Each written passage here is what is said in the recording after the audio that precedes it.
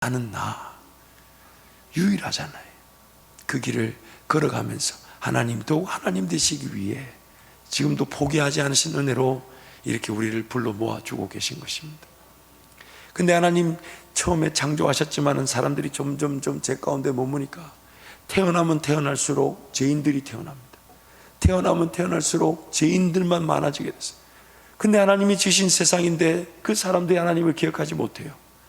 그러다 보니까 하나님의 백성들조차도 그 죄와 제약된 세상에서 영향을 받게 돼요. 점점점 하나님의 백성들은 점점 예배할 환경을 잃어가고 하나님의 나라를 잃어버리듯 그 백성들의 설 자리에 이르러가면서 죄인들은 점점점 늘어나고 있습니다. 그래서 하나님 입장에서 이 딜레마, 이거 어떻게 해야 되나?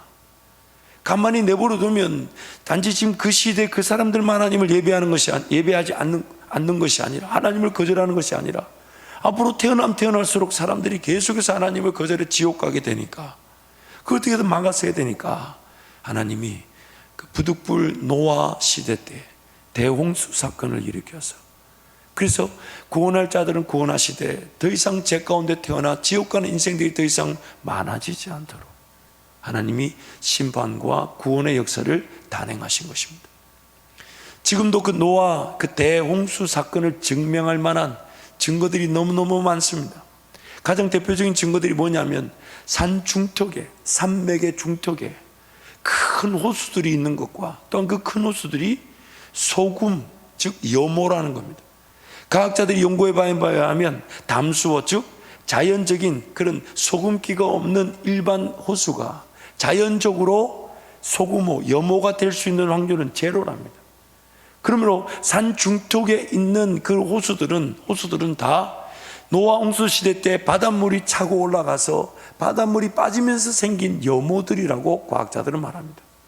그래서 터키에 가보면 터키 동부에 마노라는 호수가 있는데 해발 1700m, 해발 1700m 산 중턱에 호수가 있는데 그 호수는 다량의 염분을 함유하고 있고 심지어 그 호수에는 바다에 살고 있는 청어, 지금도 바다에 살고 있는 청어떼가 그 호수에 가득 있다고 합니다. 사진을 보여주시면 그 호수에 청어가 이렇게 산대요.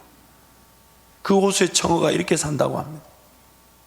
또 이란에 있는 그 우루미아라는 호수는 해발 1470m에 위치해 있는데 염분의 함유량이 23%가 돼서 사람들이 이렇게 소금 찜질한다고 해요. 이게 지금 우루미아라는 호수에 사람들이 누워서 지금 그 우루미아 소금으로 지금 자신들이 뭐 이렇게 마사지를 하고 있는 거예요. 그 외에도 뭐 가스피의 고비 사막의 내지에 가스피의 그 아주 높은 지대에 그 깊숙한 곳에도 호수들이 있는데 거기도 바다와 얼마나 거리가 뭡니까?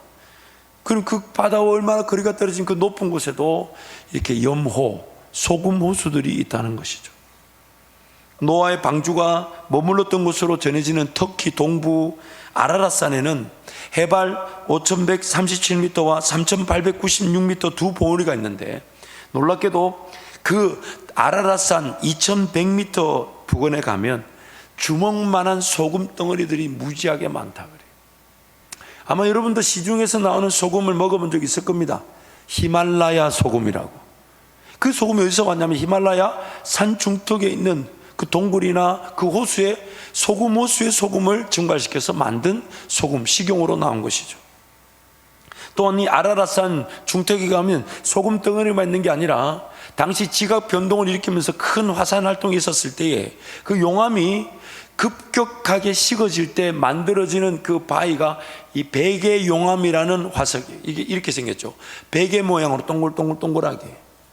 즉 용암이 그 바닷물을 만났을 때 급격하게 식어지면 이 베개 모양의 용암으로 이렇게 굳어진다고 합니다. 그리고 여기에는 유리 성분이 많이 들어있어서 이 베개 용암을 볼 때 바닷물이 이 지역, 베개 용암이 있는 지역까지 밀고 들어왔다는 것을 증거한다고 합니다.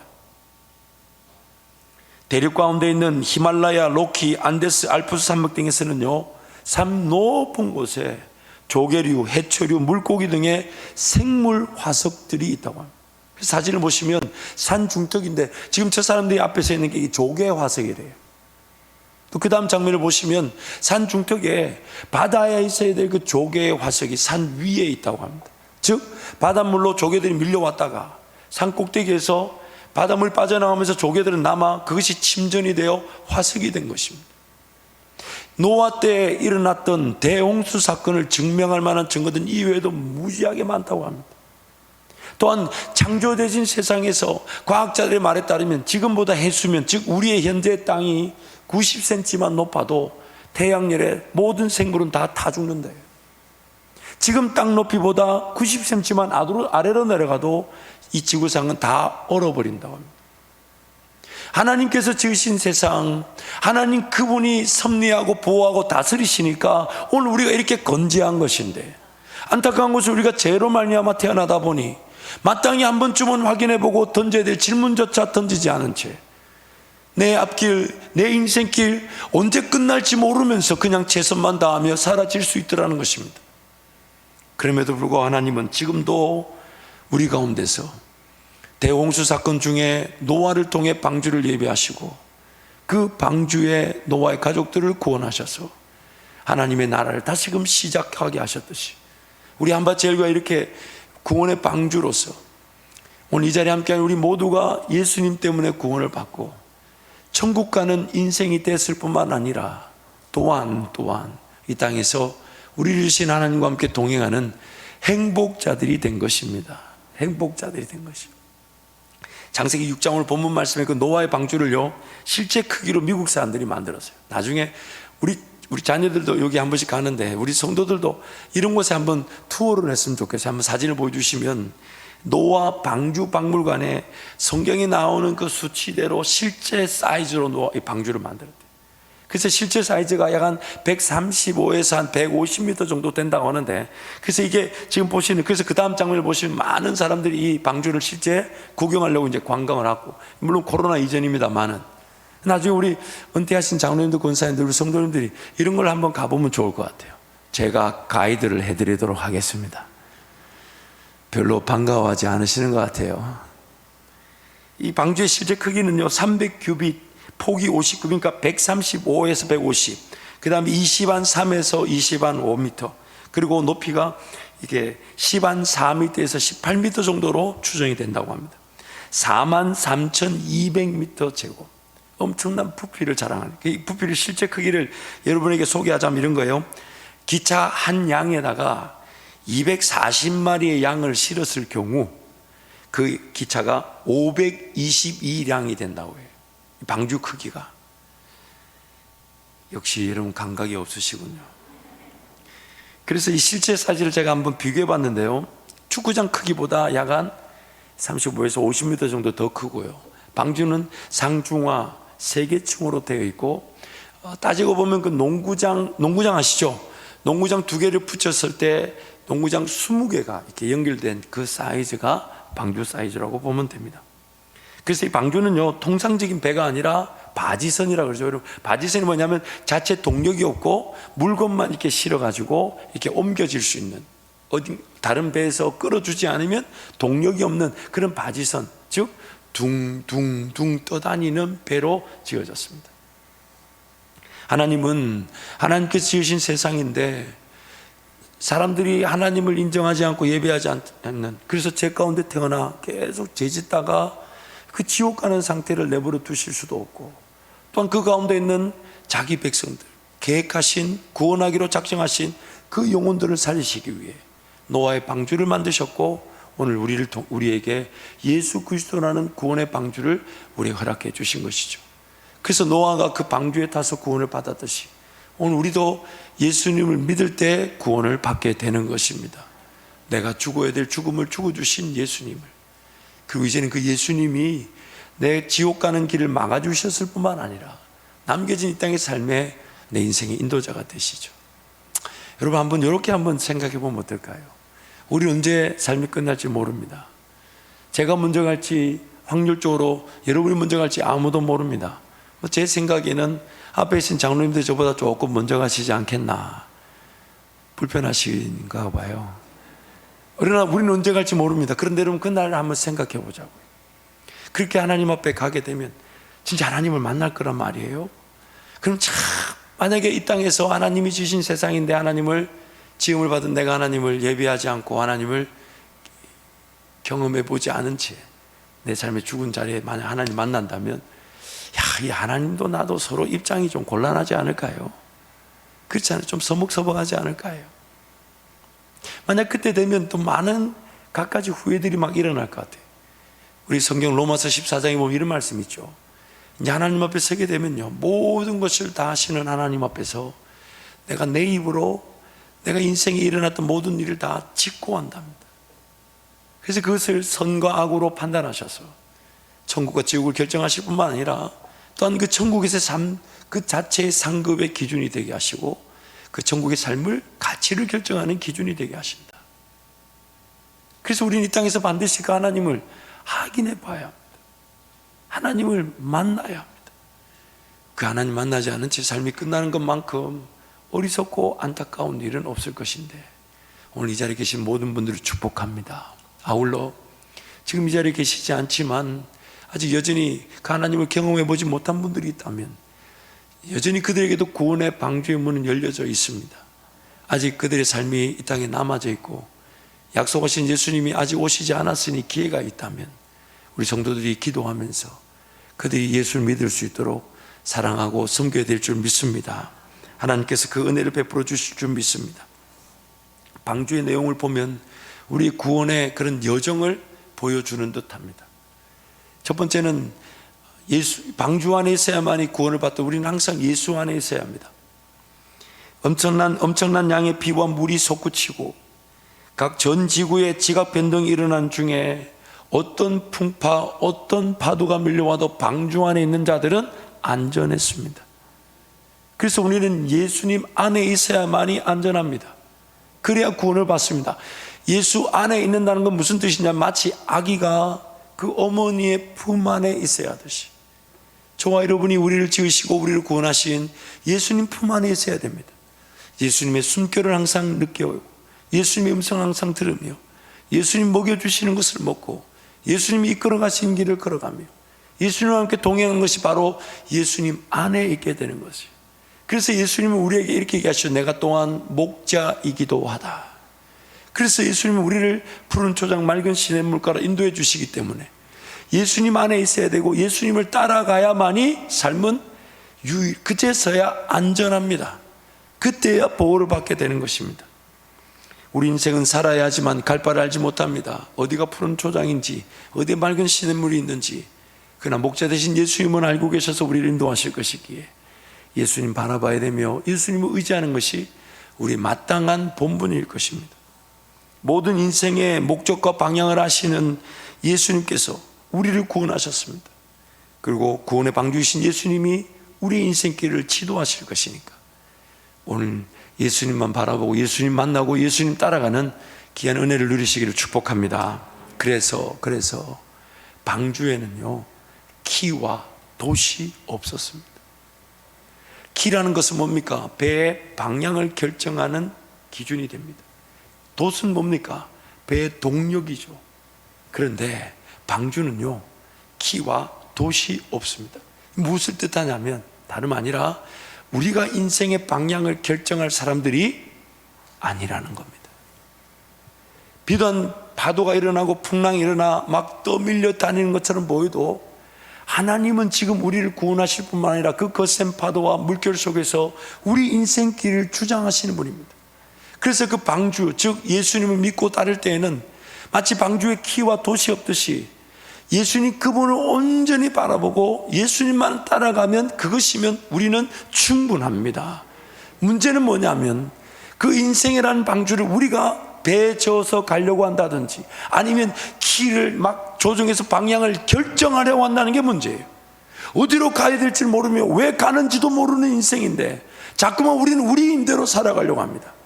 그래서 지금 구원의 방주를 만들어 놓고 초청하실 때에 누구든지 예수를 믿으면 구원을 받고 또한 예수님 안에 거할 때 구원을 받는데, 예수 안에 거하는 자들이 잊지 말아야 되는 것은 내 인생의 방향을 예수님이 결정해 주셔야 하며 내 인생에 가는 길을 예수님이 인도해 주셔야 한다는 것입니다.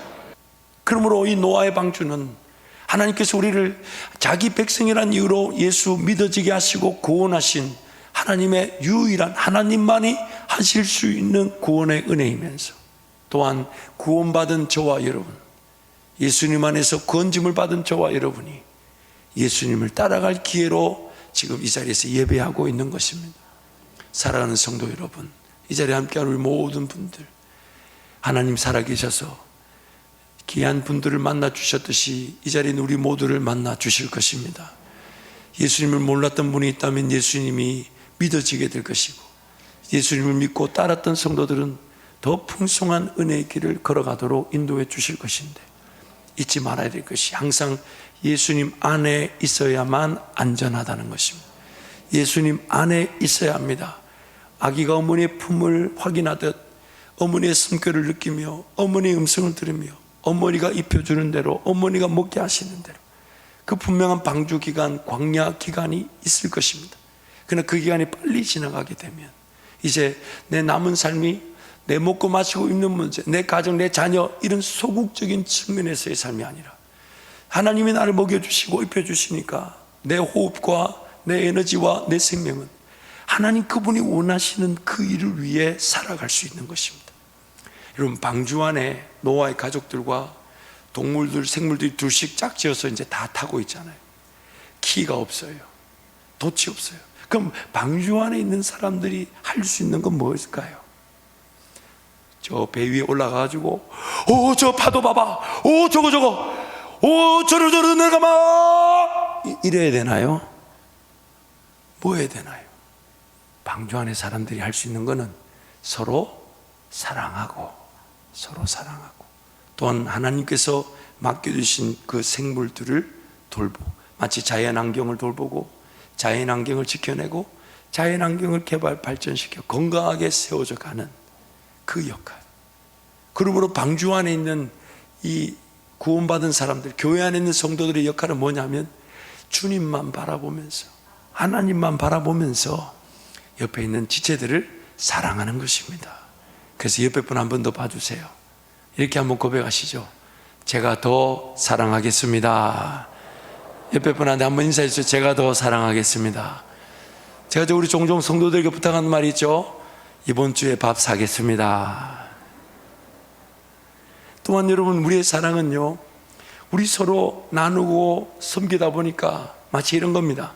우리 간의 교제만 하기에도, 우리 간의 교제를 하고도 남을 만큼의 그런 풍성한 물질들이 막 서로 헌신하더라는 거죠. 그래서 그걸 이제 밖으로 흘러보내는 겁니다. 어렵고 힘든 이들에게, 지치고 쓰러진 영혼들에게, 그들이 예수를 믿든 안 믿든 무조건 돕고 섬기는 것이 우리 교회의 역할입니다. 그래서 지난 1년 동안 준비해왔던 상담센터가 어제 드디어 개원하게 되었습니다. 많은 성도들 초청하고 싶었지만 장소가 협소해서 간략하게 우리가 예배를 드렸지만, 이제 그 상담센터를 통해서 정신적으로 힘들고 삶의 소망을 잃은 자들, 또한 살아야 되는데 살 힘이 없는 이들이 분명히 우리 센터를 통해 살아나게 될 것입니다. 그래서 일부러 이름도 우리 교회적이거나 기독교적인 색채를 빼버렸어요. 그냥 올리벳, 감난산, 그런 올리브 아시죠? 올리브. 그런 어떤 향기, 회복, 사랑, 나눔, 치유를 목적으로 이제 센터를 시작하면서 교회를 다니든 안 다니든 지역 주민 중에 누구든지 삶에 힘이 필요하고 살아나야 될 소망이 필요한 자들에게 우리가 섬기게 될 것입니다. 그것 외에도 또 얼마든지 사랑을 베풀 수 있는 사랑해야 합니다. 왜냐하면 방주 안에 있는 우리가 할 일이라고는 서로 사랑하는 것밖에 없습니다. 서로 주님 바라보면서 주님이 주신 그런 일용할 양식으로 서로 떼을 떼듯 어렵고 힘든 이들을 나누는 것이 우리 삶의 진정한 목적이 되는 것입니다. 마지막으로 방주를 탄 구원 얻은 인생에게도 인생의 어려움과 문제 같은 폭풍우가 닥칠 때가 있습니다. 노아가 탄 방주도 엄청난 지각 변동과 함께 큰 폭풍우와 파도가 있었지만 하나님께서 그 방주를 지켜주시니까 안전했습니다. 그러나 신앙생활하면서 하나님을 섬기기 때문에 인생의 문제 어려움이 없지 않습니다. 있습니다. 그러나 그 인생의 어려움과 문제가 큰 파도처럼 폭풍우처럼 다가온다 해도 여러분 걱정하지 마십시오. 하나님께서 나를 지키고 계십니다. 하나님께서 나를 지키고. 그래서 익명의 그리스도인이 이런 고백을 했습니다. 영어로 한 것을 제가 한번 번역해 봤는데요. 믿음은 하나님께 폭풍을 멈추어 달라고 구하는 것에 대한 것이 아닙니다. 믿음은 폭풍 속에서도 우리를 도우시는 하나님을 신뢰하는 것입니다. 방주 안에 탔다고 해서 폭풍우가 없지 않았습니다. 오히려 더 많았을 것입니다. 아마 방주가 있었을 당시에 그 폭풍과 그 파도는 인류 역사상 그만큼 크고 위협적인 것은 없었을 것입니다. 그러나 하나님은 그 폭풍우 속에서 그 방주를 지키셨듯이 우리 인생을 지금도 지키고 계시고 영원히 지켜주실 것입니다. 인생의 어려움과 문제 가운데 있을 때에 여러분, 하나님을 만날 기회입니다. 하나님을 바라보십시오. 하나님을 구하십시오. 하나님을 찾으십시오.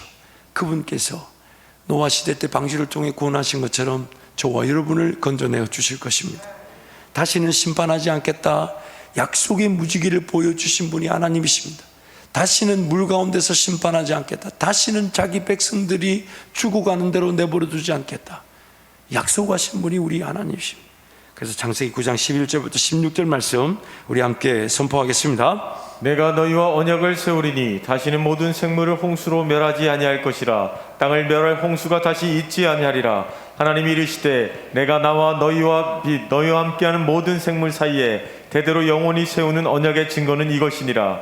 내가 내 무지개를 구름 속에 두었나니 이것이 나와 세상 사이의 언약의 증거니라. 내가 구름으로 땅을 덮을 때에 무지개가 구름 속에 나타나면 내가 나와 너희와 및 육체를 가진 모든 생물 사이에 내 언약을 기억하리니 다시는 물이 모든 육체를 멸하는 홍수가 되지 아니할지라. 무지개가 구름 사이에 있으리니 내가 보고 나 하나님과 모든 육체를 가진 땅의 모든 생물 사이에 영원한 언약을 기억하리라. 아멘. 다시는 하나님이 그런 심판을 하지 않으시겠다고 약속하셨어요. 두렵고 염려와 근심을 피할 수 없고 걱정이 되거든 잊지 마십시오. 하나님도 지금 내 상황을 다 보고 계시고 지금까지 지켜주셨고 앞으로도 지켜주실 것입니다. 방주 안에서 두려워해본들, 염려해본들, 근심해본들, 걱정해본들 아무런 소용이 없습니다. 아무런 소용이 없습니다. 내가 걱정을 잘한다고 해서 지켜지는 게 아니에요. 내가 근심을 잘한다고 해서 내 삶이 지켜지는 게 아니라 방주 안에 있으면, 예수님 안에 있으면, 예수님 음성을 들으면, 예수님을 따라가면 그 예수님께서 우리를 지켜주시는 것입니다. 그저 예수님을 의지하며 인내하며 기다려 보십시오. 반드시 오늘 이 자리까지 인도하신 예수님께서 우리 모두에게 확실한 만남과 음성으로 인도해 주실 것입니다. 예수님께서 반드시 또 오실 것이니까 예수님 안에서 예수님을 바라보며 예수님을 의지하고 신뢰하면 방주 기간이 꼭 끝나게 되고 은혜의 항구 머물고 정착하고 심고 거두는 그 은혜의 땅으로, 그 일터로, 그 가정으로, 그리고 우리 한밭제일교회로 인도해 주실 것입니다. 나의 죄의 문제에서 죄를 용서하시고 구원해 주시는 하나님은 내 인생을 구원의 방주처럼 예수님 안에서 보호하셨다가 또한 이르러야 될 그 우리가 바라는 은혜의 항구, 하나님과 동행하며 또 심고 거두는 열매로 더 많이 심고 더 많이 열매를 거두듯 사랑하고 더 많이 사랑하고 더 사랑할 수 있는 그 은혜의 기회를 주실 것이니까 여러분, 예수님 음성을 사모하시고 예수님 만나기를 사모하시고 예수님 말씀 앞에 인내하며 기다리셔서 예수님이 말씀으로 이끄시는 것을 잘 따라가는 복된 인생이 되시기를 축복합니다. 제가 한번 기도할 텐데요, 여러분 같이 한번 저를 따라 기도해 주시면 좋겠습니다. 목사가 다른 건 몰라도 기도하는 법을 좀 가르쳐 주고 싶어요. 그래서 저를 따라 기도하시면 좋겠습니다. 하나님 아버지 감사합니다.